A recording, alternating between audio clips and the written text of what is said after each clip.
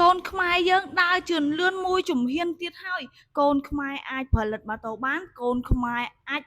បង្កើតម៉ូតូដោយខ្លួនឯងបានមិនបាច់ចាំតែជិះម៉ូតូគេទៀតទេចាមកចូលរួមប្រើប្រាស់ម៉ូតូខ្មែរមកចូលរួមទិញម៉ូតូខ្មែរជាប្រភេទអូតូក៏បានជាប្រភេទដាក់លេខក៏បានដែរហើយថ្ងៃនេះខ្ញុំសូមណែនាំជាប្រភេទអូតូគឺមានឡើងគ្រប់ពណ៌មានច្រើនពណ៌មានច្រើនគ្រឿងឲ្យបងជ្រើសរើសតម្លៃធូរតម្លៃសមរម្យរឿងតម្លៃក្រោម2000ហើយសម្រាប់ប្រភេទអូតូនេះមានអ៊ីនសរ៉ែនថែមជូនបងមួយឆ្នាំទៀតធានាទាំងអាយុជីវិតរបស់យើងធានាទាំងម្ចាស់ម៉ូតូរបស់យើងហើយបង